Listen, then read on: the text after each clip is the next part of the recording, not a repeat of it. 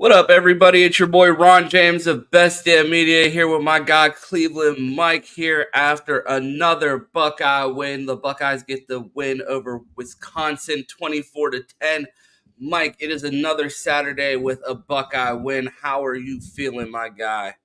Man, feeling just, happy to escape, out of there with a dub, man. That's how I'm feeling right now. Just glad to get a dub.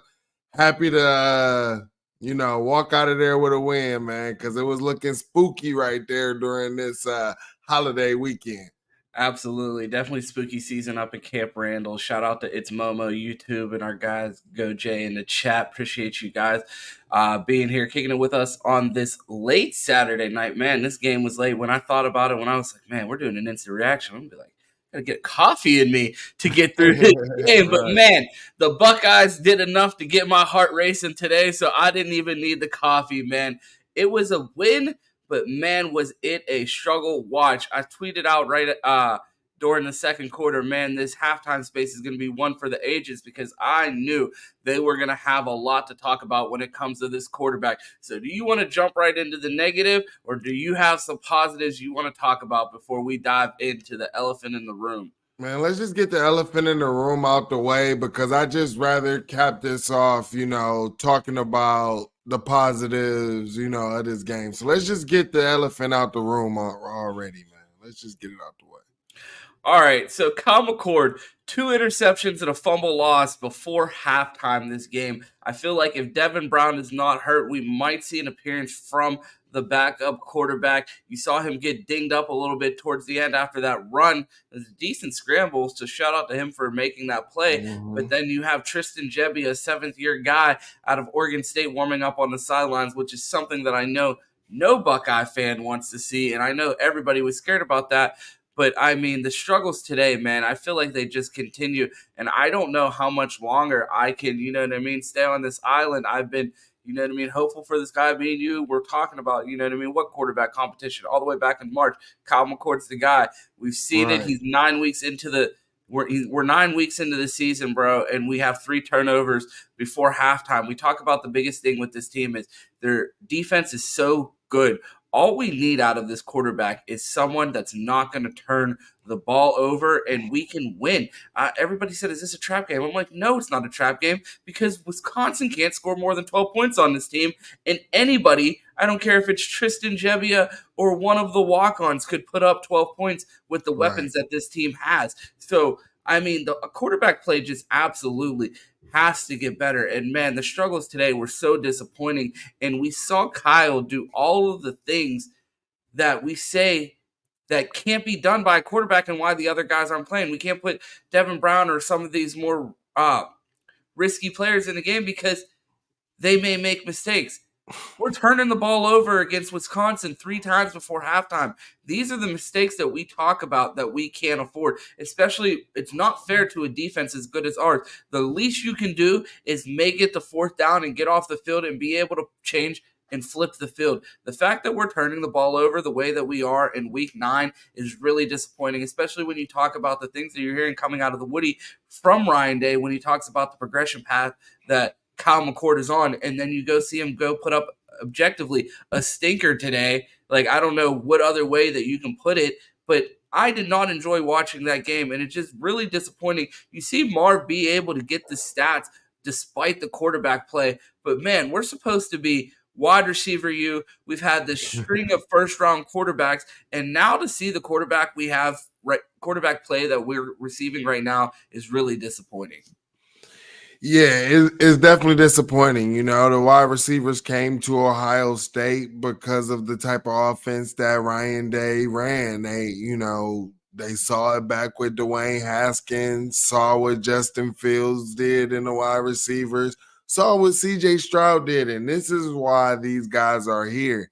And right now, we are not seeing that at all right now. And I just think that it's unfair to the guys. You can see when you're throwing a little screen pass to the running back on the short side of the field and you throw it at his ankles and you just can see the frustration or trying to hold the frustration back from these guys every time Kyle McCord makes one of those just crazy throws. And I just think that it's weird that, he doesn't look good when he goes on the road. We have a big time road game at the end of the season.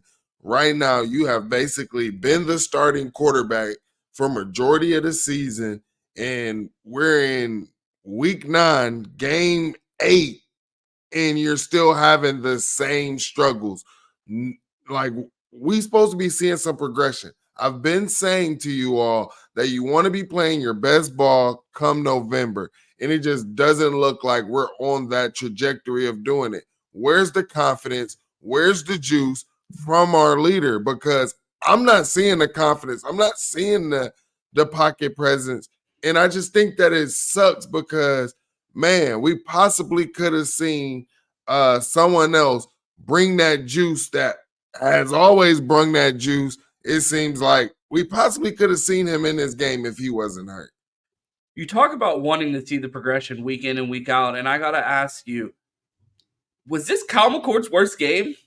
Because I tried to rack my brain, and I know it's an instant reaction, but like I'm thinking back, and I was like, we're in week 9, game 8, and I'm sitting here trying to remember, is this worse than his first start on the road against Indiana?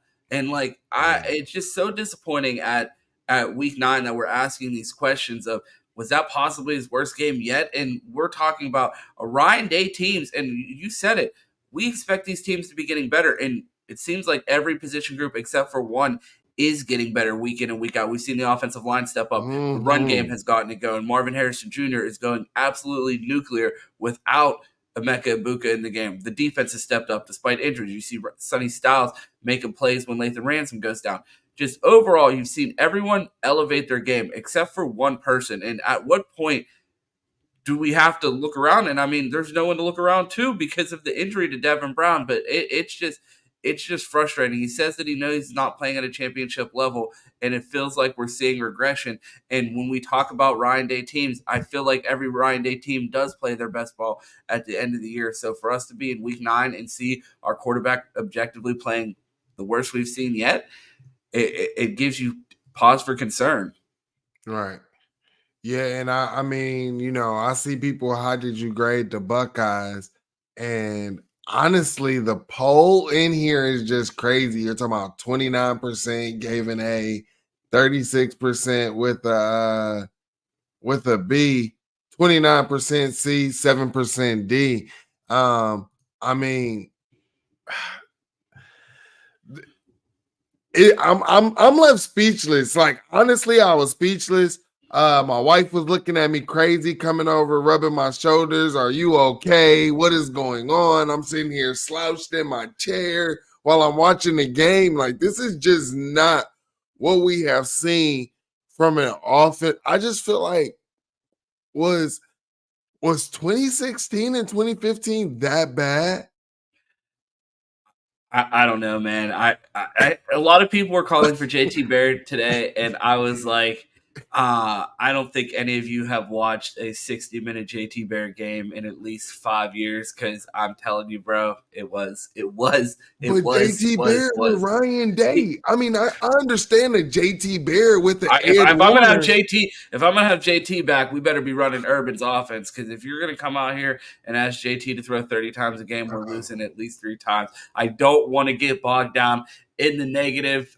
We just did about 6 minutes on the elephant in the room. I feel like I almost have a hernia from trying to push it out of here, but we're gonna try to keep going and get to the positive, man. We talked about every position room getting better. And man, did Travion Henderson go absolutely crazy today. And I talked all week. I was on Bleacher Report on the Buckeye Roast. We said this offense misses Trey. There's just a level of explosion. There's something that he brings that, I mean, we saw Chip get loose sometimes, but man, the home run ability of Travion Henderson, man, is just different now. And we've seen it in 2 games where this offense has been completely stalled, and Travion Henderson has come up with a huge play. We saw it against Notre Dame, and we see it again in a game where the offense is struggling. And I think the performance that he put up was incredible. Again, shouts out to Tony Alford. Misses in the recruiting, misses on Bijan Robinson, follows up the next year with Travion Henderson, the number 1 running back in the class. And he showed today why he was that guy. And everybody talks about, this running back room in the Big Ten, that running back room in the Big Ten. The Ohio State Buckeyes had the best running back room in the Big Ten, and they show it week in and week out. They've started 4 different guys at running back. They've had multiple guys go over 100 yards. They're undefeated. Travion Henderson is one of the most explosive backs in the country. I don't want to hear about your other running backs. Travion Henderson and this running back core is ridiculous. Hats off to Tony Alford, man. They are balling. And I just want to get your thoughts on the run game. I know it's not just the backs, it's the offensive line. We'll get to that. But I just want to get your thoughts on Trey. I know you're a big Mayan guy, but man, the explosion today was just different. Man, it looked to me, I was quoted in our group chat saying, it looked like my guy Mayan let Trey borrow the vision for this game because I seen Trey out there with wiggle and seeing holes, seeing the cutback lanes, and you're talking about seeing this in the backfield. That's what we've been wanting from Trey. And we know, like I've been saying, we know what Trey can do. We know he has the explosion. But boy, he's been missing is the vision. And that's what we've been needing. And, this offense just goes a different level when you have that. And it's going to be able to set up the play action pass. So shout out to the run game and shout out to Tony Alford just knowing like, hey, we can wait our time. We can buy our time, man. So.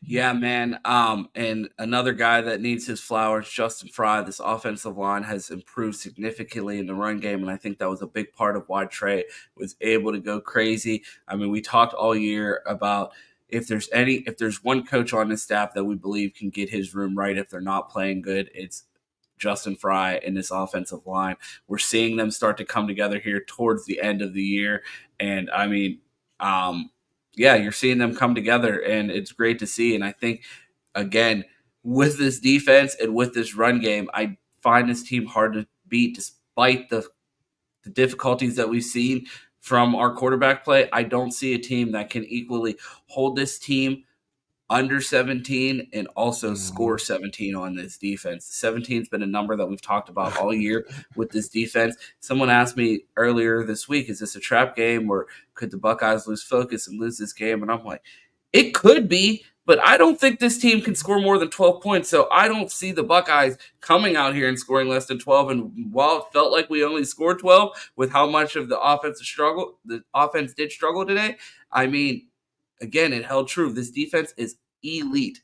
Like, this is a great defense. So I'm hats off to the defense, hats off to the run game. Justin Fry doing a great job with his offensive line, getting the thing together. So I just wanted to get your thoughts on the O-line play today. Yeah, the O-line play, and what Justin Fry, you see, this is what you've been wanting, right? It looks like the guys are finding some chemistry. It looks like the guys aren't just out there blocking air. They're actually putting their body in their hands on somebody. And this is what you want. Like you said earlier, it seems like every position group is just about getting better. And, Justin Fry has been taking a lot of heat. I've been seeing on social media, a lot of people been calling for his job already, but I mean, this isn't his guys. And I think what he's doing, with these guys is a phenomenal job. And they're just going to have to continue to come along. I was talking last night about Josh Simmons, man. And it just seems like, bro, dude just not there sometimes, man. He be in his own head. Hopefully we can get his mental right. But, shout out to what Justin Fry was able to do with this team, getting that run game, and we were able to see it because one thing that I can say is you can say what you want about Wisconsin, but they've always been good in the trenches and always had some dogs in the trenches for sure.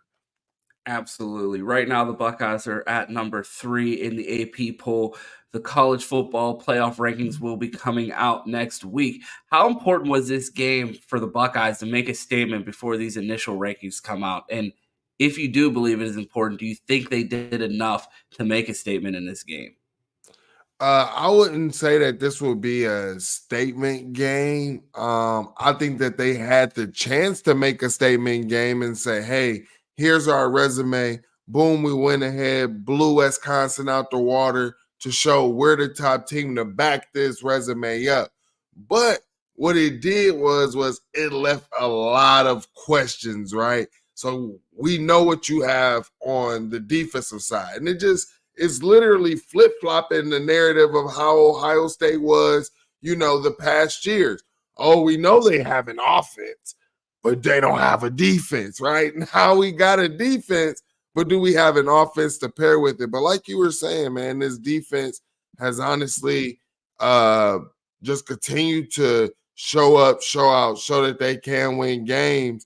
And I mean, I think that that's a statement for the committee. And maybe the committee could be thinking, hey, we know Ryan Day is going to get the offense together. Hey, they also keep showing, they added Trey back. They looked a little bit more explosive in the run game. That's a difference. Maybe once they get Emeka Egbuka back out there, that might, elevate their play and their explosiveness a little bit more. So that's how the committee could think.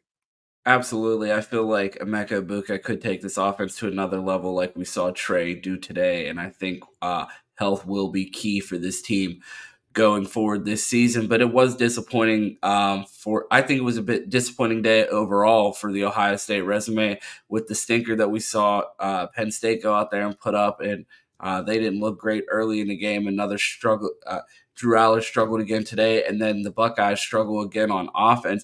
You thought with the playoff rankings coming out, the Buckeyes playing a Wisconsin team that they should have been able to beat up on, and they just come out slow, and then they struggle on offense, and it has to be a grinded out run type of game and get it win on defense. So definitely disappointing that the Buckeyes weren't able to come out and make a statement. And I think when these college football rankings come out that they're going to get punished for it. And if Michigan isn't blackballed out of the college football rankings, I think you're going to see the Buckeyes at 3 this week, and rightfully so. It was a chance for them to make a statement, but with their 2 top 10 wins, not looking great as far as with the way Penn State looked this past week, and then the Buckeyes coming out flat, I don't think they did themselves any favors. And Chris Drew has talked all week about the importance of potentially being number 1 in these rankings with the thought process of if the Buckeyes were to drop one against the team up north, they would still be considered a playoff team and pretty much guarantee the 2 Big Ten teams get into the playoffs. But I don't think we're going to see that. I think we're going to see Georgia, Michigan, Ohio State, and I think the Big Ten's only going to get one team into the playoffs. Yeah, and Florida State. Yeah. Unless we see some of these teams start to take L's, I think the Buckeyes are going to be on the outside looking in if they're not able to get it done in 2A this year. Yeah, I mean, Kansas went ahead and kind of helped, the case for possibly leaving a Big 12 team out. Washington, I think they had a close game. I think they ended up pulling their game out against Stanford. So Oregon went ahead, took care of business against a ranked Utah team. So, I mean, we're really going to find out. It's like it takes at least 2 weeks for you to kind of understand what this committee is looking for, because I feel like depending on the committee, you never know. Like each year, whatever they're looking for is always different. Absolutely. I just want to take a quick break right now to let everybody know we appreciate you tuning in with us and joining us for this instant reaction after the game. If you like what you're hearing, go ahead and smash that like button. We appreciate you pulling up on us. Mike, I got to ask you, we saw Lathan Ransom go down at the end of the game. I just want to get Mm-hmm. your thoughts on how Sonny Styles stepped in, and how concerned are you with that injury, because you hate to see Lathan go down. He's been having a spectacular year. I don't know how serious it is, but what are your thoughts on seeing that injury and then Sonny Styles stepping into that role? Yeah, it's to me it was concerning because it looked like our team was not ready or counting on that. But again, this is why I say that we need to rotate. Um, so I am very concerned about that injury. I hope that it's not a long lingering injury, but you just never know. It looks like it's one of those lower body injuries. I did see him walk back out to the sideline after, that it was reported he was on the golf cart going to the locker room, then in the wheelchair going to the locker room. So it was good to see him walking on his own. But we might be without him for a couple weeks.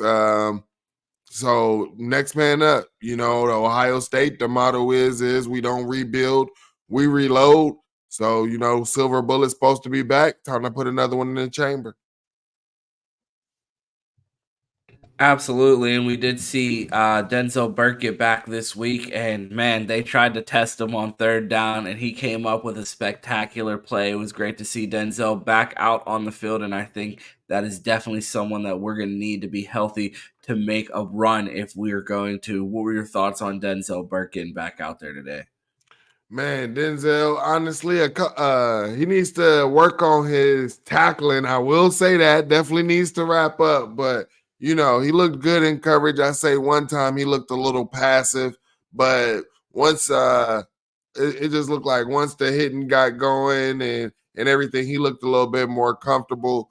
And as you heard, the announcers were saying, I don't know why they decided to try Denzel Burke, but it's Denzel Burke Island out here, man. As you can say, seatbelt society, man. Let's go.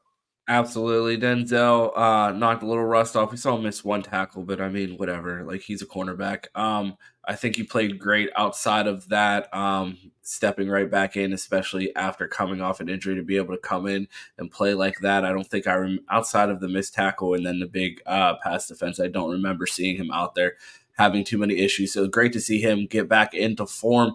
I have to bring it up. Cam Martinez, bro. I don't know how many times we can talk about this, and I don't blame the kid. Like, this is not about Cam Martinez. It's not about him. This is solely on the coaches. If they tell him to go in the game, the best he can do is go out there and do his best. And I'm not mad at him when he gets beat. I'm mad at the coaches at this point, because we've seen him get beat so many times. It's on them for putting him in the game and asking him to do something that he clearly cannot do. He cannot play man coverage. They've continued to ask him to do it, and it has resulted in the largest plays against Ohio State the entire season. Every time he's on the field, an explosive play happens. He cannot play anymore. I don't care if you got to put Tremaine Matthews in. I don't care if you got to move Jordan Hancock. You need to come up with some sort of. I said this on the postgame show or in the halftime space. If you feel like you have to put him in because someone can't go, call a timeout. You have to call a timeout, reset, and think about what you're saying. He cannot be in the game. He's not an Ohio State caliber player at the moment. And putting him out there and asking him to do things he can't do is not his fault. It is on the coaching staff, because at this point, if everybody in this chat can see it, everybody in the halftime space, everybody on Twitter can see it, the coaches should absolutely be able to see it, and it's inexcusable. Yeah. That defense has been playing great, but there's just absolutely no excuse for him to be in a game, especially a game with this much on the line. I honestly believe when Jim Knowles called that play, I don't think that he was expecting Cam Martinez to be out there on that play. I think we got to go ahead and blame our guy that even though we gave him so much praise after last week, we got to blame Perry Eliano for that. Why are you putting that guy out there? This makes no sense. Is it Perry Eliano or Tim Walton? But I mean, I think it's Perry Eliano. He's a safety, or what they like to call a safety. But maybe the guy should be at free safety. Maybe he should be Bro, maybe one they should eye. try him at quarterback with the quarterback play that we saw I today, bro. mean, He was or the something, but Mr. Football in the state of Michigan, and now we have him at quarterback, and now we have a quarterback that can't play and a safety playing yeah. cornerback that can't do it either. Like But Cam Martinez should not be this. This is the I want to say that was the second, third and long that he has given up. And both times, like he's not stopped one, not once, no nothing. Every time he's out there, he is picked on purpose. It's like the scouting report. What does it say? If number 3 is out there, go right at him. First play he's out there. Every time. he's the mark. Like you have to attack him. If you see him on the field and you have a run play called, I'm drawing up a play for someone whoever's lined up on him to get him open. It's just not fair. And I hate to criticize the kid. I don't. It's not his fault. He shouldn't be out there. And I put that on the coaching staff. Like honestly, it just shouldn't be in the game. Someone that I want to give flowers to, Jesse Mirko, man. Every week I watch this guy and I'm like, bro, incredible. He is incredible. And Urban always, Zach Smith talks about it on Menace to Sports all the time, that Urban was like, if you're not going to score, you get at least at least 2 first downs, punt, and flip the field. And what Jesse Mirko has been able to do with his punts, pitting teams back, has been an underrated part of this defense's success. And I just want to get your thoughts. Is that something that you notice during the game, that every time that guy makes a punt, it seems like he's pinning a team deep? Even when we have the punts where it's like, all right, borderline field goal punt, it seems like he's going to pin them within the 10. Yeah, I'm very impressed with him. I'm not impressed with the coverage, but I'm definitely another story. That's why I said I didn't give credit to the special teams coach. I didn't talk about coverage. We were talking about the player, Jesse Mirko, and his individual greatness. No, yeah. I mean, I think it's kind of funny because over the years, especially in this playoff era, it's like the punter is sometimes like they're like happy when they get the chance to go out there. When they go in interviews, they like, yeah, I don't get to go out there often, but when I do go out there, I try to make something happen. And you just see this guy continuously having to make plays after plays after plays. And shout out to him. I think that it's not fair to him that his punt coverage sucks, because I think that affects a punter's stats as well. But I'm sick of seeing so many people on offense on punt coverage, bro. If you don't find someone with enough foot speed on defense to run down the field and make a tackle that makes tackles every day in practice, like, bro, I'm like, am I mad that JB didn't go down there and just lose his head tackling someone and miss on that punt return? Like, no, because you have a borderline 5-star receiver down there in his junior year on punt coverage, man. If you don't get one of them damn freshman corners out there that can run fast and go tackle someone, bro, I'm sick of seeing people on offense on special teams, bro. Go get someone out there that can tackle and wants to tackle. Hello? Yeah. No, I'm sorry. You were saying level up, get someone who wants to tackle. Yeah, no, absolutely. You got to find someone that wants to tackle out there. Someone else that we got to give flowers to, man, and we've been critical of him for a long time. And man, 9 weeks into the season, I'm ready to say that it's time for the nickname to return. Knowles. Jim Knowles. Okay. I thought you were about to say something else, bro. I really thought you were about to say somebody else. You scared of that nickname, huh? You got me. Him Knowles, man. I'm ready to bring the nickname Him Knowles back. I think Jim Knowles had another masterclass performance. His defense put on a show. He showed why he's the $2 million man. And I mean, been very critical of him, but we've seen his secondary take a step forward. We've seen his rotations from all of his position coaches lock in, rarely outside of the 5-minute rant we just had about Cam Martinez. Am I looking out on the field saying, why is that guy out there? We saw Cam's guy, Hero Canoe, get in the game and show why we've been so big on that guy. And I think he's going to be a great player. Just all around, I just super impressed with that defense. And like in years past, I would have been texting my family, friends, and anyone that'll listen, this team stinks and they're going to lose. And at this point, I was just like, bro, don't care if we got to win this game 12-10. Like, there's absolutely no way our defense is letting this happen. And like, I couldn't tell you I don't even think that 2019 defense was great, but like, there's just like almost an arrogance that I have with this defense. It's like, good luck, good luck. Okay, try. Yeah. Like, you know what I mean? Like, and it's like I felt like the 19 defense was just like so flashy with so many stars that like there's not like one person I look at this defense and I'm like, that's why they're great. I'm like, we're good everywhere. And like, you don't even know who's going to step up. And even with our criticisms, and again, and this is the part like that I feel like people get confused with us. When we criticize players, it's because we want them to be great. And when they play good, we got to give them their flowers. Still Chambers coming up with a forced fumble today.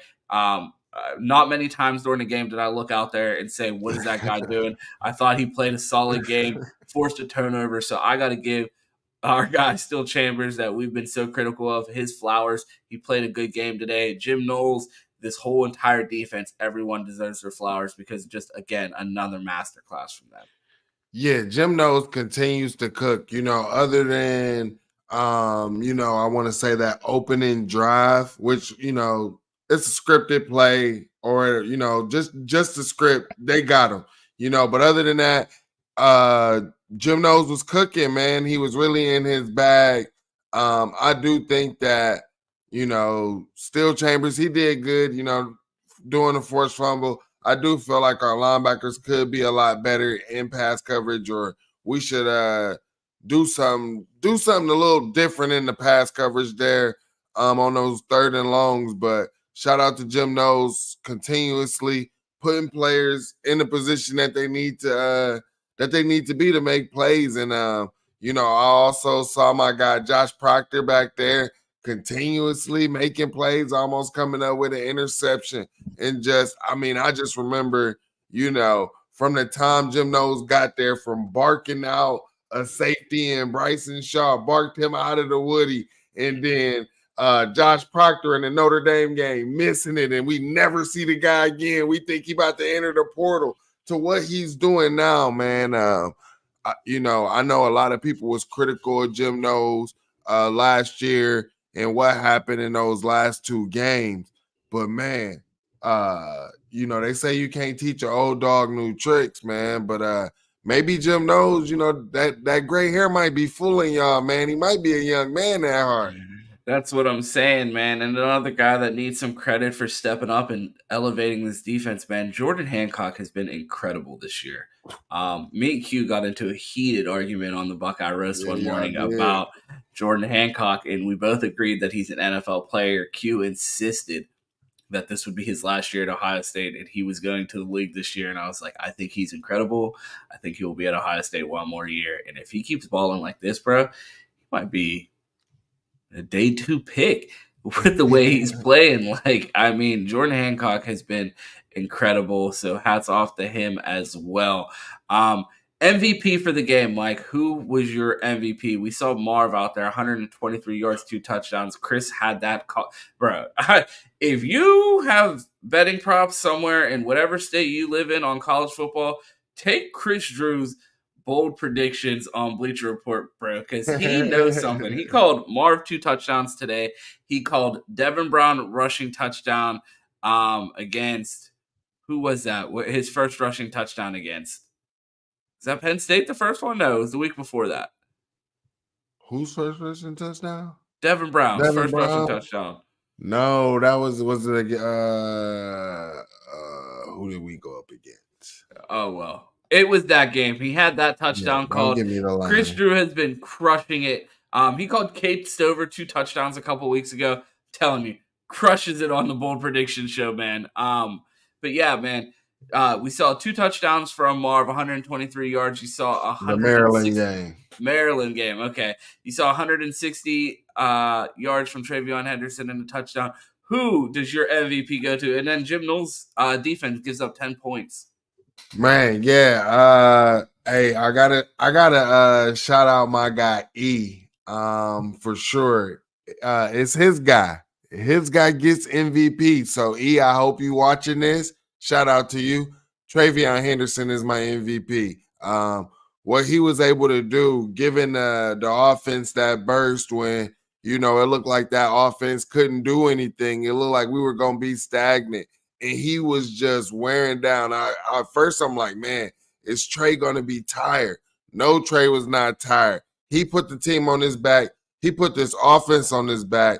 He put Kyle McCord on his back, man. And, shout out Tony Alford, man. He knows when his guys are going to cook. He knows who's the guy to put in the game. And, yeah, shout out Travion. I just hope that he can keep this consistent. I hope that he can build off of this, because if him and his O-line can continue to build off of this could be dangerous. And maybe this could help Kyle McCord with getting some guys open and making some guys cheat on the run because of what Travion can do. And that can get guys open. And, it doesn't matter if Kyle underthrows, the guy was open. So. Absolutely. Travion has to be the MVP. And Travion was our second leading receiver in the game. Wide receivers not named Marvin Harrison Jr. in today's game had 3 catches. Yeah, Julie, shout out Julian Favorite. Crazy that we weren't able to get more wide receivers involved, but it was great to see Trey get involved in the pass game. And I feel like that's another element of our offense that we have been missing this season. We saw Trey announce himself on the scene in the Minnesota game by taking that screen for a touchdown, and we see him getting involved in the pass game this week, and you love to see it. Just seeing Trey have that explosive game and being that back that we know he could be this week was great to see.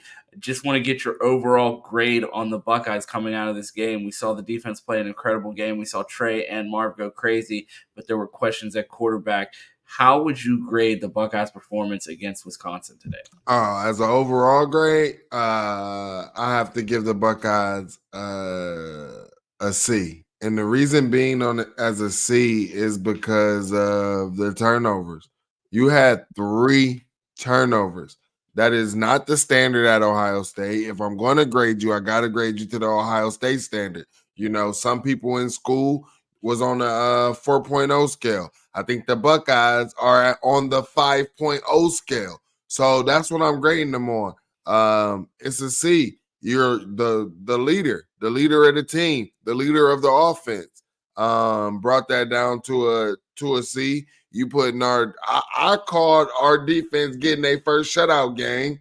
But you put the defense in terrible positions and killed some momentum for them to have that. So I'll give them a C+, not just a C. See, I was at B- and you talked me down to a C. I mean, I think you talked me into a lower grade than a C+. I was going to go with a regular C. I had B- in my head when I asked the question, and then you started talking, and I'm like, you know what?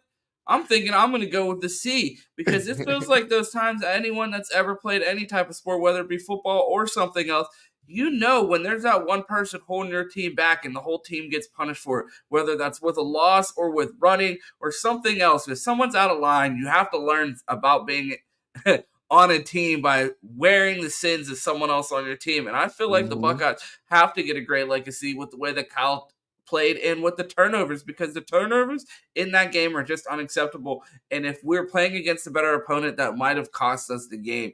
And it was great to see the defense step up, and I think grading them a C shows it's an example of what this offensive struggle represents for this team, because if they struggle this much on offense, they could blow a game for this defense. And I think with the struggles that we saw out of the quarterback, that was just unacceptable. And I think grading them a C shows how much the quarterback play can really bring this team down. Yeah.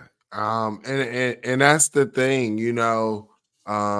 let's just say, hypothetically in that game, it's a tight game. And let's just say the defense ends up giving up that one big play, right? And allowing them to score, or just allows them to drive down the field again. I mean, do we really want to, everybody would have been in uproar, oh, Jim Knowles lost us the game. But it's like, no, he didn't. No, he didn't. His job to come in here was to hold teams. That's all we ever said when he first got here. If we can hold teams under 20, we know we good. We know we good, right? So, I mean, this offense needs to give the defense some relief. I think if they do, the momentum in those games, the way you can take the life out of an opponent, you could take the fight out of an opponent, or you could take it out of a coach. It's there for the Buckeyes. I mean, I see the yardage on the field. I see the points on the field. It's there to capitalize. We just got to make it happen, man. They call you Cleveland Mike, but they should call you multi-screen Mike, because I don't think there's anyone that has more games on a Saturday than my guy Mike. So I got to ask you, who do you give the better grade to for today's performance? Penn State in the performance that we saw them have today, or Ohio State in their performance against Wisconsin? I'm going to say Ohio State. And the reason being is because Penn State was at home. You was able to be at the comfort of your own home. You was able to get your fans to rally around you. And you should be comfortable. Vegas goes ahead and automatically when you're at home, they go ahead and give you, 3 points or whatever. Everybody knows that Madison, Wisconsin, it's a rough environment. They know those fans up there, they get crunk. And I saw the little videos of them I seen the little videos of them out there tailgating and stuff. And yeah, they was hyped. And you can hear them through the TV. You can hear the fans getting hyped every time they defense made a play. Every time Kyle threw a bad ball to Marv and the DB was over there doing all of this. Like, they were loud. They were hyped. And to go on the road and come out with a victory, you got to give it to Ohio State, man. I agree. The Buckeyes getting it done on the road, I think, was significantly more impressive. And then Wisconsin's a better team than Indiana. Agreed. I was super surprised with how flat Penn State came out today, and to see the Buckeyes have similar struggles. It felt like something was in the water in the Big Ten this week. Maybe people were distracted by the cheats up north, but who knows? I know I was. I mean, we've talked about this team all week, and I was like, you know what? My only analysis I can really give you about Wisconsin is I don't think they can score 12 points. That's my analysis on this game. I'm too wrapped up in this Michigan scandal. I'm glad the Buckeyes weren't as distracted as I was. The Buckeyes have them fighting Greg Schiano's on the schedule next week against Rutgers. I want to ask you, Mike, today it felt like we had to sweat this game out. I mean, my Saturdays when we have a game on primetime stink. I'm up early in the morning writing a show for the college football pregame show, doing graphics. We do the pregame show. Then I game midday. Then I start getting graphics ready for post-game shows. Have to watch the game late, and your boy's almost falling asleep on stream here. But I'm looking at the schedule for next week, and I see Rutgers, a noon game where we should be able to blow them out, see some of our younger players get in the game and get a chance. Do you enjoy some of these hard-fought games in prime time more? Because I feel like we're constantly sweating it out on prime time or having these close games between this one, the Indiana game wasn't a great watch. Notre Dame was a close one. Penn State was close. Do you enjoy these close, tough-fought matches where, you go to bed relieved that your team won, or do you want to kick your feet up 52-0 and watch, Tristan Gebbia throw a touchdown in the fourth quarter? Which type of game do you prefer? I like to get my games over with, to be honest with you. I know we have complained about big noon kickoffs. And I love it. I love it. But waiting until 6:30, oh my gosh, this game couldn't come quick enough. It seemed 6:30, bro. I'm on the East Coast, bro. I had to wait till 7:30. Yeah, my bad. I'm Central Time. My bad. Yeah, that's what I'm saying. You even have to wait as late. But I mean, Ron, I know I wasn't on the pregame. I had meant to be on the pregame, but man, I allow my wife, happy wife, happy life. I allow her to sleep in, man, and I deal with the kids in the morning. So, being up and I'd rather be able to just get that over with, sit back, relax, and watch some games. But yeah, this primetime games, waiting late. I'm not. It's for the birds, bruh. I'm over it. Yeah. And then it's like we Absolutely. have to do these shows. I told Ron, I was like, man, I need to drink some water, man. I can't I'm like, I can't really like enjoy myself like I want to. I want to get the stuff out the way, Bro, I like my friends are like, "Oh, you gonna get on the game?" And I'm like, "No, I have to take a midday nap because I cover my team until the wee hours of the night." So I Yeah. appreciate everyone tuning in here with us in the late hours after this late Buckeye win. The Buckeyes get it done on the road in Wisconsin with a what is it 24-10 victory. I'm looking for the score. It's right on the screen. It's 24-10. The Buckeyes get it done. They stay undefeated. It wasn't the prettiest of wins, but man, Jim Knowles showed why he's worth every penny of those $2 million. Big shout out to the Buckeyes getting it done. I feel like it was a little bit of a critical show, but it's always a good Saturday when the Buckeyes win. I appreciate you guys tuning into this. If you want to find me, you could find me on Twitter at 2_TEES. You could find me in the Bleacher Report app Mondays, Thursdays. Our schedule's changing for the month of November, but we're back for a whole nother month. So we'll be doing college football playoff ranking reactions and all kinds of things. So make sure you tune in there. The flagship, of course, tomorrow, Buckeye BS at 10 a.m. with me, Mike, our guy Cam, and Q, of course, are the whole game for the flagship. And then the Buckeye Roast every morning at 8 a.m. on the Best Damn Media YouTube, talking all things Buckeyes every morning with my guy Q. Mike, let the people know where they can find you before we get out of here. Man, you can find me on Twitter at 216_wildboy. You can catch me like Ron said. I'll be there Sunday morning with them at 10 a.m. You can also catch me Wednesday on Best Damn Media YouTube. Make sure you like and subscribe over there as well. I'll be on the Fans Edge every Wednesday at 7:30 Eastern Time. We're talking all college football over there. And then make sure that you're liking and subscribing on the Voice of College Football because you can catch us every Saturday after every Ohio State game. For the instant reaction, big thank you to Mark Rogers for having us. Always appreciate it. Go Bucks and OH. IO.